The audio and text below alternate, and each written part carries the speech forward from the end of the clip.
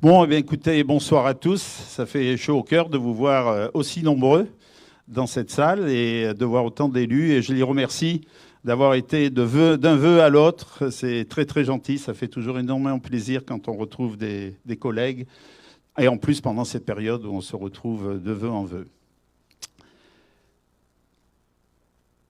Alors que voulant écrire quelques mots pour introduire cette cérémonie de vœux, plus précisément en pensant au combat journalier que mène un maire, et en regardant l'intervention télévisée de notre président, le sentiment d'une menace insidieuse m'a traversé. L'excès d'universalisme. Cet universalisme qui prévoit d'appliquer à tous les citoyens européens des règles et valeurs communes, sans faire cas de leurs particularités culturelles, religieuses ou philosophiques. C'est ainsi que, pensant à la France et à sa bannière, je me suis demandé qui irait mourir pour une organisation comme l'Union européenne, dont la transformation est d'actualité depuis quelques jours, avec l'accroissement des pouvoirs de la bureaucratie communautaire et l'amorçage du processus qui conduit au fédéralisme, au mépris des pays et des communes. Mon idée était faite, cela se paiera nécessairement un jour. N'oublions pas, à la veille des élections européennes, la phrase de Solzhenitsyn. Comme le mur de Berlin est tombé un jour, le mur de l'Europe tombera. Et je parle de l'Europe que nous vivons aujourd'hui. C'est d'une autre Europe dont nous avons besoin. Il faudra bien que l'on sache si l'Europe est faite pour ou contre ses habitants. L'exemple de nos agriculteurs français aujourd'hui est symbolique de cet état d'esprit. Dans un vrai drapeau, il y a l'âme d'un peuple. Dans l'enseigne d'une organisation, il n'y a que de la communication.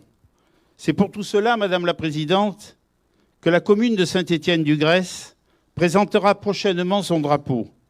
Ce cheminement pour vous dire que mon combat de maire, c'est d'abord ma commune, la protéger, lui donner tous les moyens pour traverser au mieux une crise qui impacte toutes nos communes. C'est notre fil conducteur chaque jour qui, je l'espère, transparaîtra dans mes vœux. J'ai le sentiment que la démocratie se dérobe sous nos pieds à coup de 49.3 et toujours aucun référendum, et que seules les communes peuvent nous sauver. Pour cela, il nous faut conserver un département fort pour le pays d'Arles à côté de la métropole. La proximité que vous avez su instaurer avec les élus et nos concitoyens, l'attention que vous portez à nos demandes, la charte des politiques que vous avez mise en œuvre, votre humanisme, mais aussi votre rigueur, font de vous, dans le paysage politique français, Madame la Présidente, une des personnalités les plus puissantes. Une femme politique qui reste les pieds sur terre quand d'autres sont hors sol, ce qui, pour nous, maires, est la garantie d'une démocratie locale durable. Tout cela préfigure pour moi un acte de décentralisation qui honorerait nos dirigeants. Par ailleurs, depuis votre accession à la métropole, vous avez effectué un travail de proximité qui a redonné du sens à un département qui, avec un pays d'Arles hors métropole, répond pleinement à nos attentes et me redonne confiance par moments en un avenir qui, au niveau national, reste indécis pour nos communes. L'équilibre que vous avez su trouver entre un département industriel que vous avez profondément modernisé à travers le concept des entreprises étendues et des écosystèmes d'innovation et de recherche, un monde numérique incontournable que vous avez développé au sein d'un projet qui annonce une prochaine révolution de nos industries traditionnelles, un véritable réseau multimodal de mobilité, une transition énergétique en cours et le respect d'un environnement nécessaire à notre survie avec une ruralité respectée à travers le pays d'Arles, poumon agricole du département, porteur de valeurs, respectueux de nos traditions, mais ouvert à la modernité et qui demande qu'on l'on respecte son histoire. Des parcs, enfin, où s'invente une autre vie. Tous ces signes me font dire que l'avenir est entre nos mains et je sais que vous porterez tous vos efforts dans ce combat. Le travail accompli dans notre commune tout au long de l'année 2023 et les projets que nous allons voir défiler sur notre écran qui marqueront 2024 en sont la preuve. Sans vous, sans l'aide que vous nous apportez, sans le soutien constant de notre vice-présidente, Marie-Pierre Callet, et de son binôme Henri Ponce, rien n'aurait pu être fait et nous vous en remercions très chaleureusement. Notre projet communal s'articule autour de 2 grands thèmes. D'une part, les grands projets au service de notre département. D'autre part, le bien vivre à Saint-Étienne-du-Grèce. Enfin, un clin d'œil sera donné à notre conseil municipal des jeunes. Ensuite, nous visionnerons 1 an de vie à Saint-Étienne-du-Grèce et nous aurons alors, Madame la Présidente, l'honneur de signer le contrat départemental qui porte sur les projets que nous aurons réalisés. Place au film.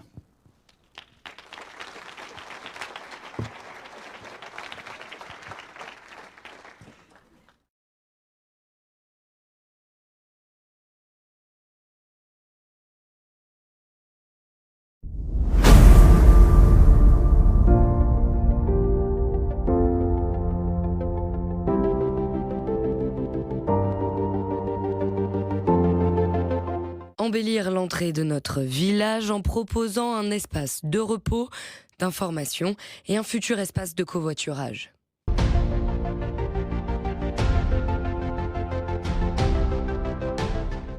La mise aux normes de nos arènes au regard d'une utilisation intensive pour nos traditions était nécessaire. Ce fut l'occasion de créer un accès pour les personnes à mobilité réduite qui n'existait pas.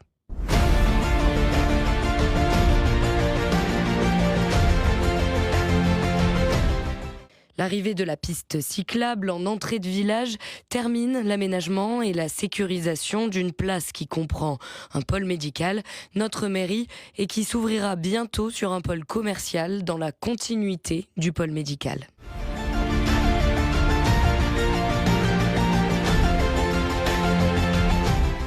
Le succès de notre club de tennis, plus de 210 joueurs, a nécessité le développement de 2 nouveaux terrains, non seulement pour organiser des compétitions de haut niveau, mais aussi pour satisfaire les adhérents.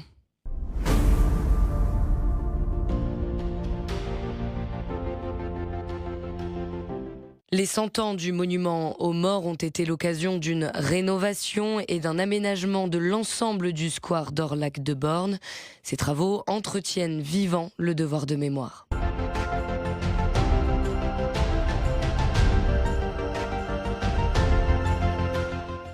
La rénovation des écoles va permettre l'agrandissement et l'insonorisation du réfectoire, la rénovation des classes, la désimperméabilisation et la végétalisation, la refonte du terrain de sport et une rénovation énergétique globale permettant l'amélioration du confort thermique des classes.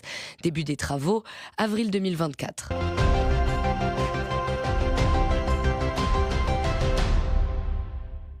Dans le cadre du projet alimentaire territorial, nous avons mis en place le label bio et obtenu le trophée 2 carottes sur 3 pour notre cantine.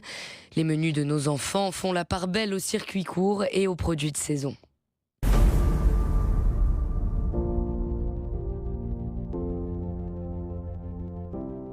L'évolution et l'agrandissement de l'actuelle bibliothèque sont devenus une nécessité. La démarche participative a permis de définir un programme alliant culture, détente et lien social. Le pôle culturel, il fera l'objet d'un concours architectural. Les espaces extérieurs et à bord du bâtiment seront également repensés.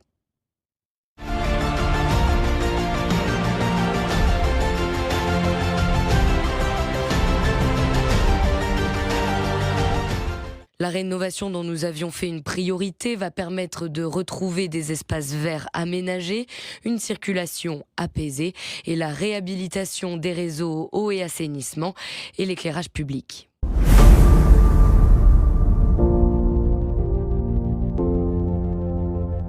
La réalisation de la liaison entre la piste de la Malotière et la piste Eurovélo 8 assure la continuité des circulations douces.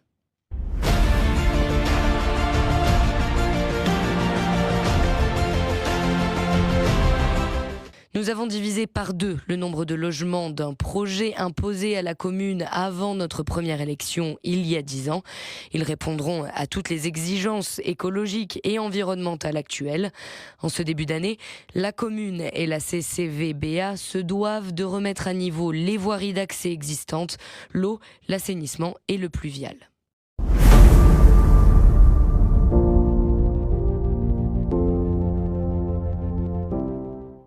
2024 verra la réalisation du belvédère réalisé par le parc avec sa table d'orientation. 2025 verra la restauration de la chapelle pour laquelle, au-delà des financements publics, sera lancé un financement par mécénat.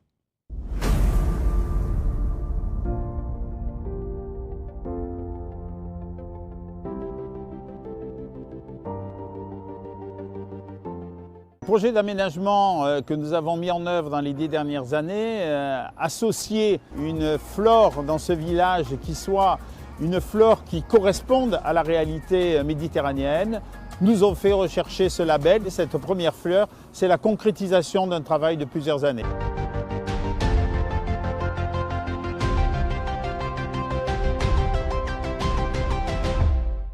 Une opération montée sous l'égide de la région et du conseil départemental.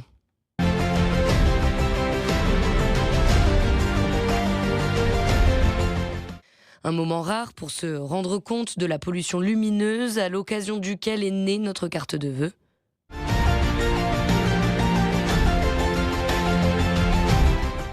Dans notre démarche développement durable, nous équipons ou renouvelons le parc automobile municipal avec des véhicules électriques.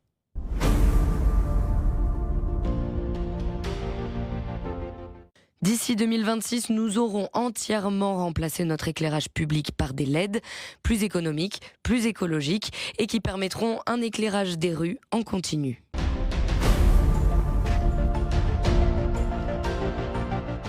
Le parc présidé par votre maire, dont la nouvelle charte pour les 30 ans à venir a été validée par la Première ministre, poursuit son action pour créer une autre façon de vivre dans les Alpilles au service de ses habitants.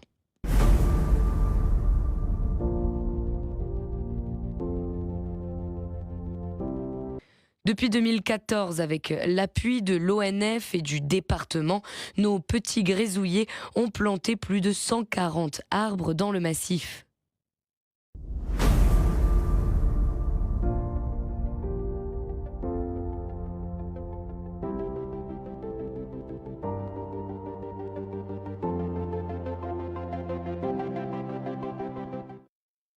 Avec l'aide de la CCI du Pays d'Arles, de la CCVBA et à la suite de la rénovation du cœur de village, les prémices d'un développement commercial s'annoncent avec l'arrivée de nombreux commerçants et services.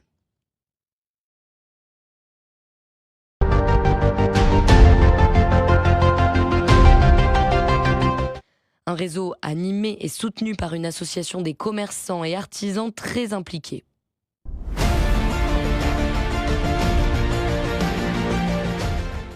Notre marché continue sa modernisation et son développement avec un fonctionnement numérisé, une diversification de l'offre et de nouveaux terrains qui accueilleront producteurs et acheteurs. À proximité, création d'un pôle commercial qui intégrera un petit supermarché et une légumerie pour approvisionner cantines et professionnels de la restauration.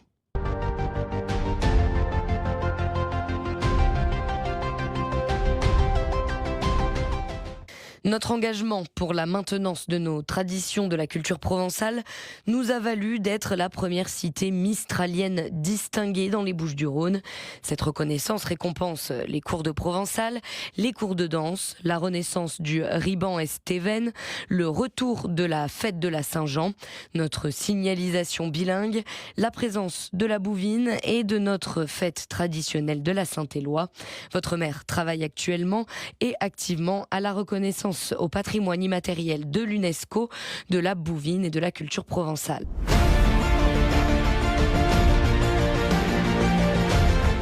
La culture contemporaine au travers des arts de la rue s'est exprimée dans le village, sur les murs et dans les rues.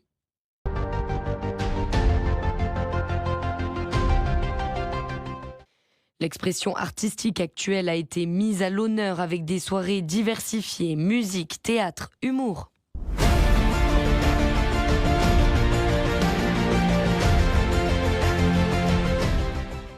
Au carrefour des pistes cyclables qui irriguent le territoire, les Alpilles à vélo valorisent les mobilités douces et font renaître l'amicale cycliste de Saint-Étienne-du-Grèce.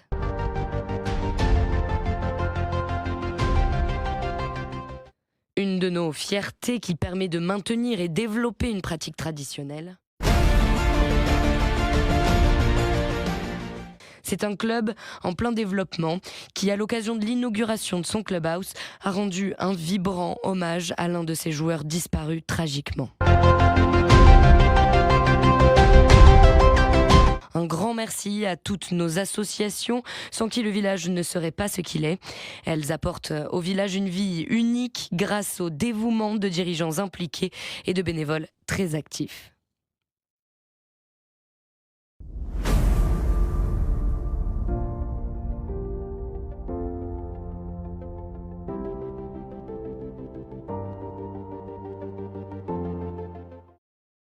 Des projets originaux qui permettent de mieux intégrer nos jeunes et de leur apporter une connaissance de la vie politique et administrative de notre pays.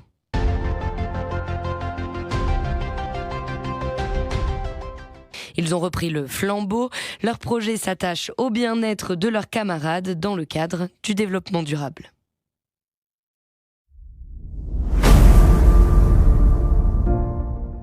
Chegou na massa, chegou na praça, chegou.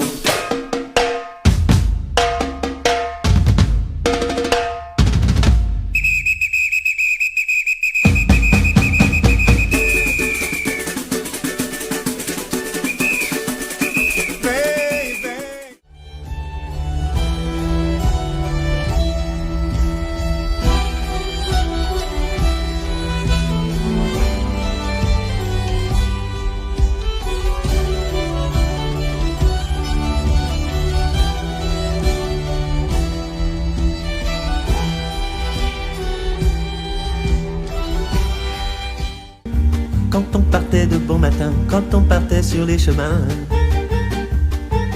à bicyclette, nous étions quelques bons copains. Il y avait Fernand, il y avait Firmin, il y avait Francis et Sébastien, et puis Paulette. On était tous amoureux d'elle, on se sentait pousser des ailes à bicyclette.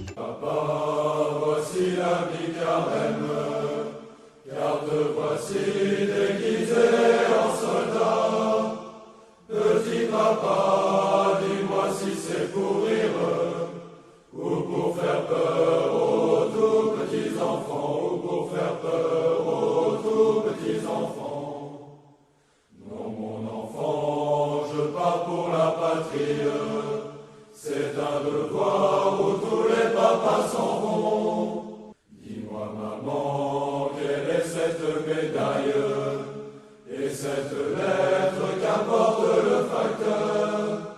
Dis-moi maman, tu pleures et tu défailles. Ils ont tué petit père adoré, ils ont tué petit père adoré. Oui mon enfant, ils ont tué ton père. Pleurons ensemble car nous les haïssons. Quelle guerre atroce qui fait pleurer les pères.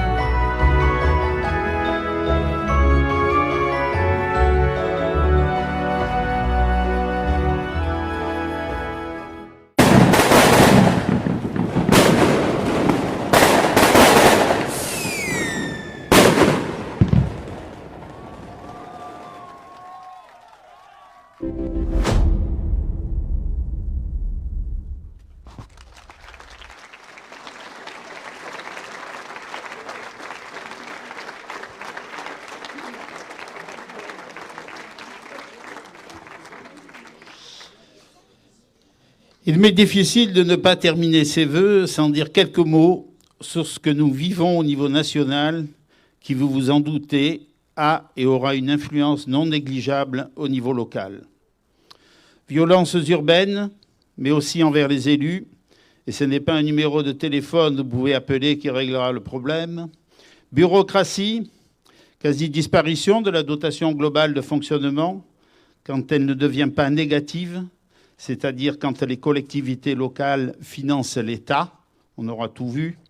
Médecins introuvables, hôpitaux saturés, pôles de santé qui parfois vous renvoient sur Doctolib, écoles malades, enseignements perdus, avec un ministre qui, dès son arrivée, porte le discrédit sur l'école publique. Immigration que partiellement prise en compte au niveau législatif, l'essentiel reste à faire, entre autres, la remise en cause des accords d'Alger. Société fragmentée et bientôt opposée. Toujours plus d'impôts face à un déficit abyssal des finances de l'État, plus de 3 000 milliards à ce jour, qui vient d'être sévèrement condamné par la Cour des comptes. Tout cela menace notre République et toujours à la tête de l'État, un ornithorynque, chimère du règne animal et prince de l'illusion. Face à ce constat, le jeune chien d'aveugle de notre président de la République, j'ai nommé notre Premier ministre, ne semble vraiment jamais avoir pris par le passé, dans ses multiples fonctions d'apparatchik politique, la mesure du désastre. Il m'apparaît comme étant un lucaniste, c'est-à-dire un amateur de cerf-volant, amateur en fait de paroles qui s'envolent. Nous, praticiens du quotidien, pourrions l'aider. Il faut arrêter de recentraliser et se battre pour instaurer une démocratie locale et ainsi faire voter une grande loi sur les libertés locales, transférant aux collectivités, selon le principe de subsidiarité, toutes les compétences de proximité, adaptant la loi aux réalités locales et bien entendu avec une autonomie financière et fiscale retrouvée. L'Association des maires de France se bat pour cela, mais nous ne sommes pas entendus ni même écoutés. Il s'agit d'un projet de société qui ne semble pas intéresser les Dupont et Dupont que sont notre président et notre Premier ministre. Ça, c'est pour la génération de Tintin. L'avenir de ce pays passe par nos communes libérées et une Europe repensée. Les prochaines élections européennes en apporteront, à mon sens, la preuve. Il faut libérer nos communes, les mettre ainsi au service d'un État fort, recentré sur ses missions régaliennes.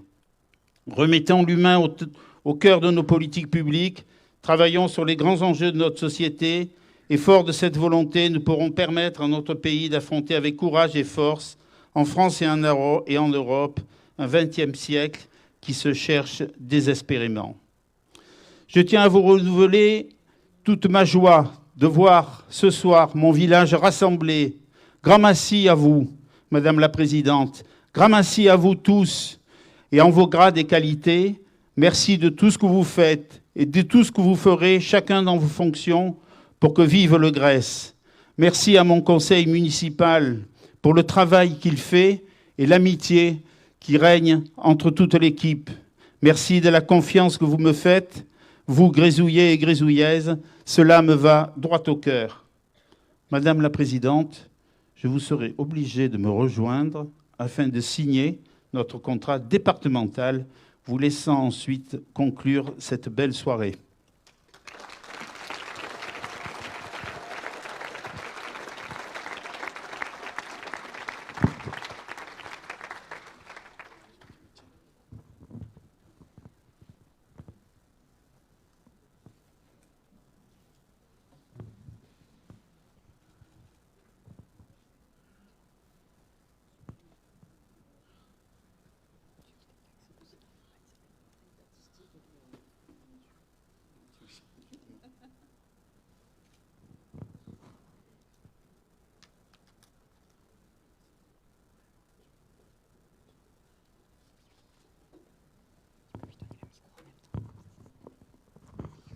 Quelques mots sur ce contrat que nous venons de signer. Je crois qu'on peut applaudir très fort notre présidente, parce que les sommes qui sont à la clé vont nous permettre de réaliser tout ce que vous venez de voir et tout ce dont je vais redire quelques mots.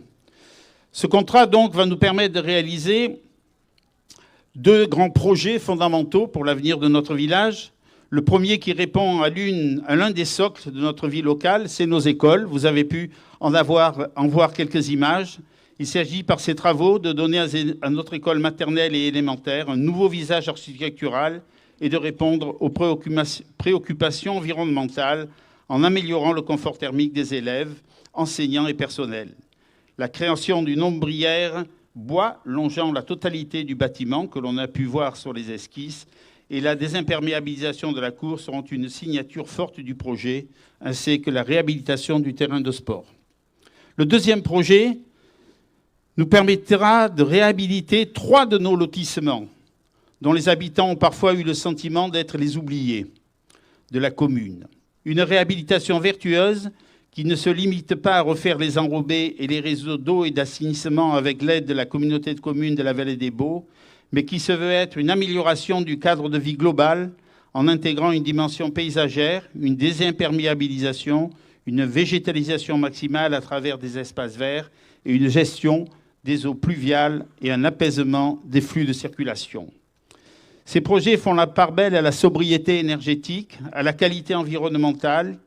Ils répondent ainsi aux enjeux climatiques et à la résilience écologique souhaitée et soutenue par notre conseil départemental et particulièrement par vous, sa présidente. Enjeu que nous portons par ailleurs avec le parc naturel régional des Alpilles. C'est pour ça que ce contrat et ce soutien sont primordiaux, car ils nous permettent de répondre à des enjeux locaux, mais aussi universellement partagés. Par ailleurs, le conseil départemental nous accompagne pour la constitution de notre flotte de véhicules électriques, la création de 2 cours de tennis que vous avez pu voir, qui sont déjà sortis de terre, la réhabilitation de nos arènes aussi, la rénovation des classes publiques, la rénovation du marché, la rénovation des cuisines scolaires et l'amélioration de la forêt communale. La région et l'État venant en complément dans une moindre mesure et que sur certains des projets. Merci infiniment. Je vais donc laisser maintenant la parole à Madame Martine Vassal. Merci. Mets-toi là, mon cher Jean. Voilà, tu seras mieux. Merci, Monsieur le maire. Merci beaucoup pour ces mots qui me touchent, qui m'en vont droit au cœur. Et c'est vrai que ces cérémonies de vœux, ça nous manquait. Jusqu'à maintenant, on les faisait en visio de par le Covid. Et puis là, cette année, vraiment, toutes les communes ont joué le jeu. Et donc, à cet instar, ça m'a donné aussi l'idée de moi aussi jouer le jeu et de faire aussi des vœux à la population pour le 30 janvier prochain. Alors, un grand merci pour ces mots. Tu me fais presque rougir, mon cher Jean. Parce qu'en vérité, c'est moi qui dois vous remercier. Jean, nous nous connaissons depuis très longtemps. Jean, lorsqu'il était directeur, un grand directeur à la ville au niveau de la culture, quand on le voyait arriver avec ses gilets colorés, ses foulards sympathiques, on se disait, il est un peu original, Jean. Non, en vérité, il reflétait exactement l'identité du pays d'Arles. Et donc, c'est grâce à des personnes comme Jean, comme Lucien également, comme Corinne, comme d'autres amis, que j'ai appris à connaître le pays d'Arles. Et pour ça, je voudrais vous dire un grand merci. Un grand merci pour m'avoir fait découvrir, avec Marie-Pierre aussi, toute cette identité. Parce que c'est vrai, je suis une fille de la ville, je suis née à Marseille. Bon, personne n'est parfait, vous allez me dire. J'y ai fait mes études, j'ai eu mes enfants, j'y ai travaillé. Et je me suis engagée en politique à Marseille pour ma ville de Marseille. Et puis un jour, Jean-Claude Gaudin m'a proposé de devenir conseillère générale à l'époque. Et donc, j'ai accepté. Et c'est là que j'ai commencé à découvrir un peu mon territoire. Mais le vrai moment où je l'ai découvert, c'est lors de la campagne de 2014. Et je me souviens, en 2015, de cet accueil chaleureux que j'ai eu au Cabanon. Il existe toujours, le Cabanon ? D'accord. Parce que et donc, avec ce cabanon où on m'a fait découvrir du gibier, des oiseaux à plumes, et tu es pas très loin dans le coin. Et surtout, on m'a fait aimer cette identité. Alors, c'est vrai que, oui, c'est vrai, je viens de loin, mais c'est un grand plaisir. Et c'est un grand bonheur, et c'est surtout un bol d'oxygène que je prends régulièrement lorsque je viens dans ce pays d'Arles. Donc, cette identité, il faut la conserver, il faut la garder. Et grâce à des personnes comme Jean, à des autres élus qui sont ici, à tous les maires de ce territoire, quelle que soit leur couleur politique, mon cher Hervé, tout le monde ici a une forte identité. Et cette forte identité, moi, je souhaite que vous la gardiez le plus longtemps possible parce que c'est notre fierté, c'est la France et c'est ce à quoi nous sommes attachés.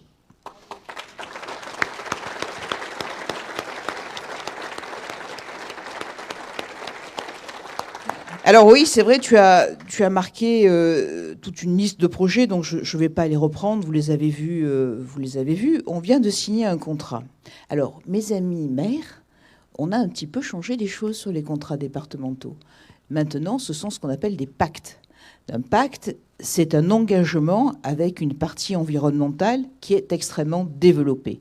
Alors naturellement, pour que ce soit attractif, eh bien, on finance un petit peu plus afin que l'ensemble des maires des Bouches-du-Rhône puissent aussi permettre d'avoir une écologie qui soit pas punitive, mais une écologie qui soit constructive et qui permette d'avoir des équipements qui soient à la hauteur du 21e siècle et de nos attentes d'aujourd'hui. En tout cas, merci, mon cher Jean, d'avoir travaillé de manière très étroite avec l'ensemble de nos services pour arriver aujourd'hui à cette signature. Je sais que d'autres maires sont en cours d'élaboration de ces pactes et je reviendrai régulièrement les signer parce que c'est un engagement.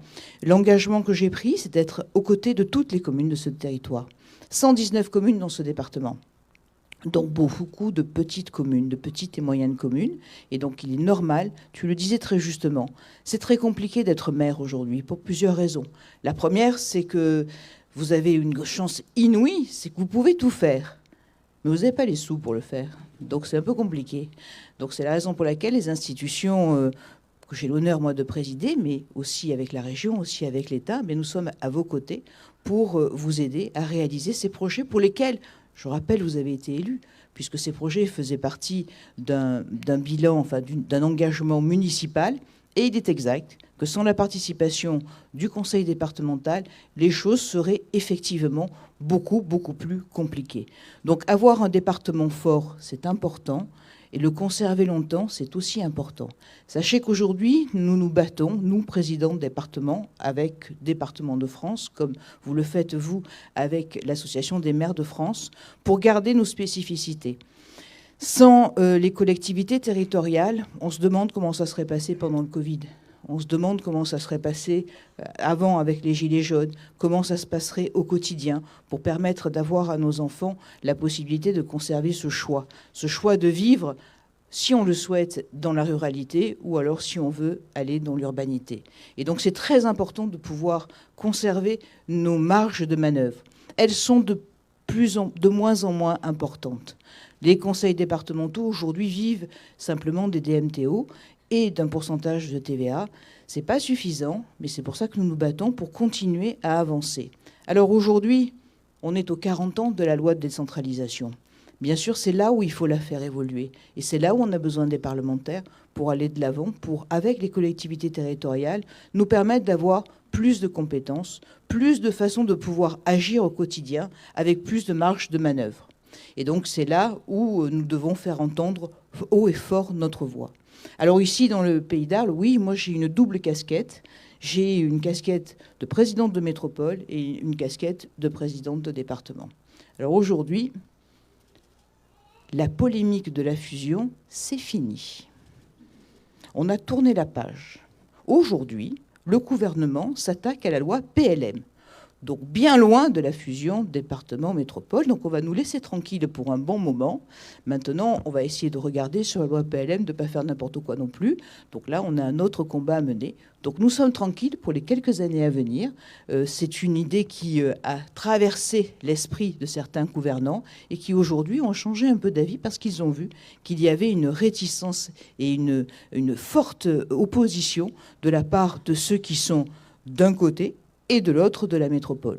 Donc c'est la raison pour laquelle ça s'est enterré, donc on peut tourner la page. Par contre, là où il faut que nous soyons très proactifs, c'est justement sur la représentativité que nous avons au niveau des collectivités territoriales. Tu as raison, Jean, c'est essentiel. Le département est là en protection. Il est là en protection, bien entendu, de la partie sociale, c'est son cœur de métier, mais il est aussi là en protection des autres collectivités, il est aussi là en protection de la nature, il est aussi là en protection des forces de l'ordre, et c'est là aussi où nous devons jouer notre rôle de protecteur et de tampon pour permettre justement à ce que les communes puissent avoir la politique qu'ils souhaitent avoir, pour que nos jeunes puissent continuer à pouvoir avoir le choix de vivre ici ou d'aller ailleurs, et que ce ne soit pas un choix qui soit imposé. Donc nous continuerons à être à l'écoute de l'ensemble des communes de ce territoire, comme nous l'avons fait depuis 2015, avec les amis qui m'accompagnent, et surtout avec les amis avec qui vous avez renouvelé votre confiance en 2021. Et aujourd'hui, grâce à cette confiance, grâce au travail que nous avons fait depuis 2015, nous avons prouvé que il fallait faire pour toutes les communes de ce territoire, tout le monde en avait besoin.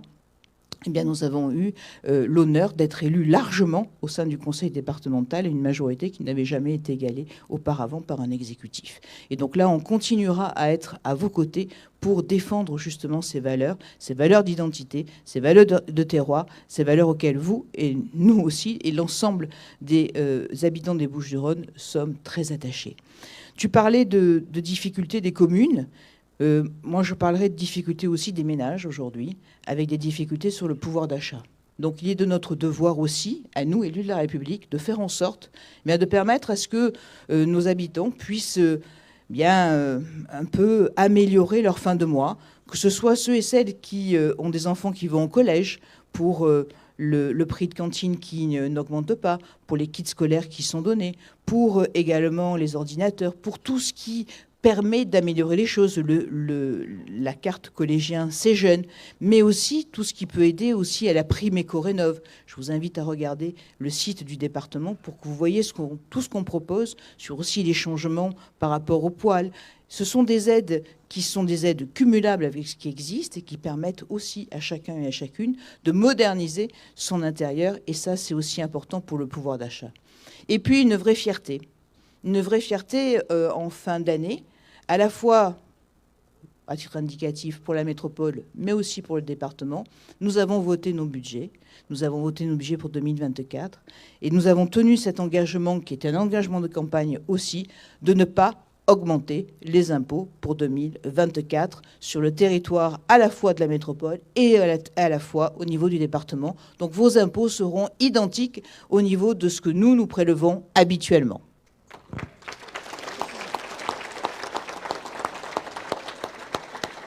Alors une thématique qui, comme Jean, me tient beaucoup à cœur, c'est la jeunesse. La jeunesse, c'est notre relève.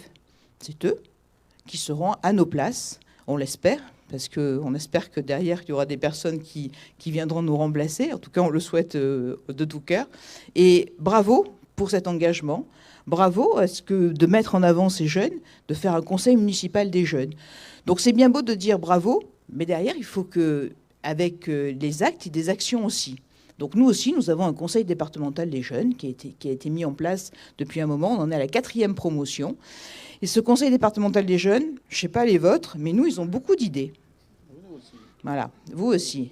Mais s'ils ont beaucoup d'idées, il faut un peu les financer. Donc c'est là aussi où nous mettons en place une aide commune pour les conseils municipaux des jeunes qui seront bien sûr... Alors vos projets vont passer, vous allez travailler avec les conseils départementaux de vos territoires des jeunes, et puis ensuite ça sera validé bien sûr par vos aînés. Je ne veux pas zapper le conseil municipal, ça serait une grosse erreur de ma part. Donc après derrière, on financera dans le cadre des travaux de proximité au moins un des travaux de proximité par an sur vos conseils municipaux des jeunes. Donc vous allez avoir du boulot, il va falloir que vous trouviez des bonnes idées, que vous arriviez à convaincre à la fois les conseillers départementaux, mais que vous arriviez à convaincre vos aînés. Mais ça, je vous fais confiance parce que les idées, c'est à foison chez les jeunes. En tout cas, bravo pour votre engagement et bravo pour ce que vous faites. Je pense qu'on peut vous applaudir très fort pour cela.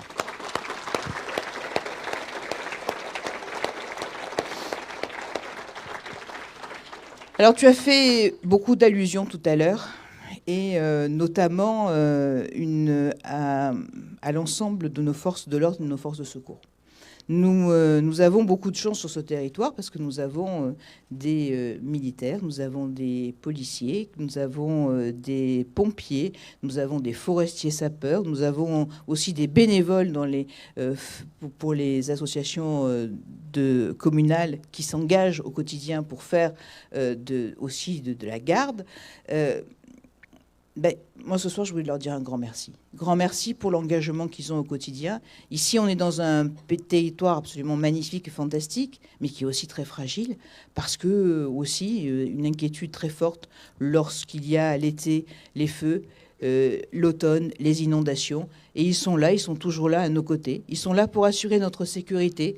Et je voulais ce soir les en remercier très fortement, parce qu'ils ne comptent pas leur temps, ils ne comptent pas leurs heures. Et surtout quand ils partent le matin, je pense aussi à leurs familles qui, très fois, se posent la question s'ils vont revenir entiers. En tout cas, nous, on souhaite que vous fassiez très attention à vous et on sera à vos côtés pour continuer à vous soutenir et de manière très forte.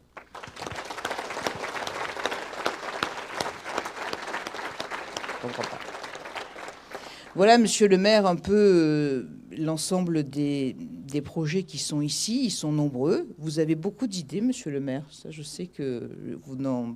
Parce que je me suis dit, franchement, avant de signer le contrat, on n'a plus rien à faire à Saint-Étienne-du-Grès. Mais non, monsieur le maire a trouvé aussi de nouvelles occupations et de nouveaux... Et c'est sans fin, oui, c'est ce qu'il vient de me dire, donc je n'en doute pas.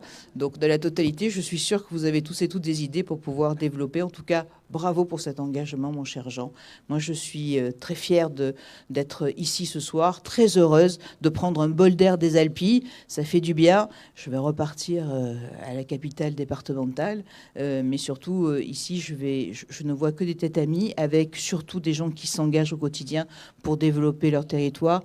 et puis conserver ces traditions auxquelles on est extrêmement attaché. Alors je vais vous souhaiter à tous et à toutes, bien sûr, tout ce que vous souhaitez pour cette nouvelle année. Et je dirais, je suis peut-être un petit peu plus optimiste que toi, mon cher Jean. De l'espoir, d'abord de la santé, de l'espoir et surtout de la paix pour chacun et chacune d'entre nous ici, en France et puis ailleurs. Merci à tous et à toutes. Bonne année. Reste là.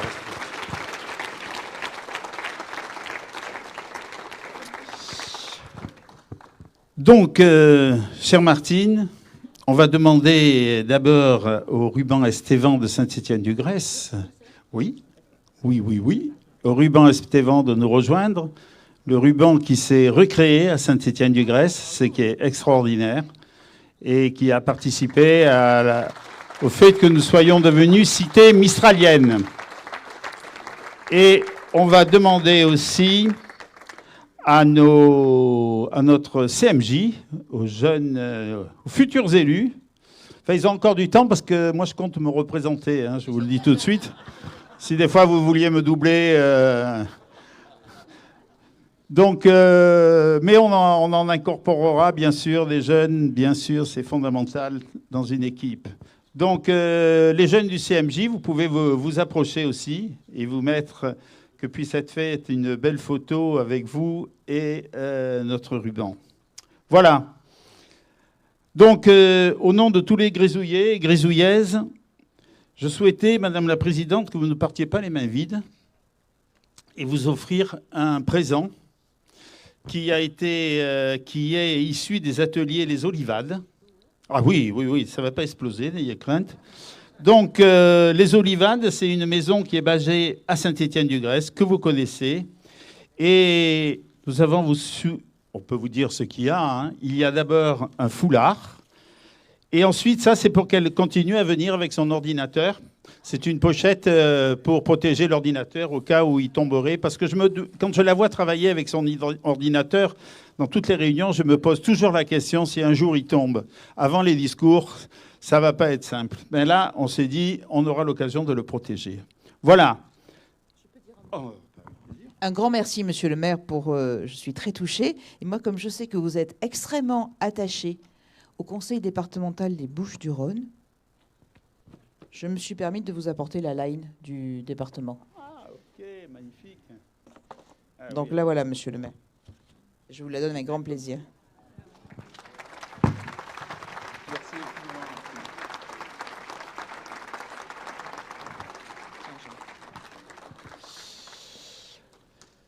Donc, merci. Rien n'aurait pu être fait sans votre engagement et sans, bien sûr, le travail de tous.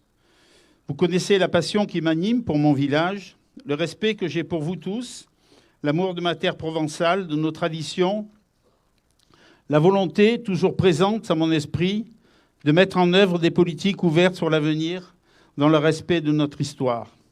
Bon annado, ben agrado et accompagnado, belle, joyeuse et heureuse année à vous tous. Vive Saint-Étienne-du-Grèce, vive la Provence, vive la France.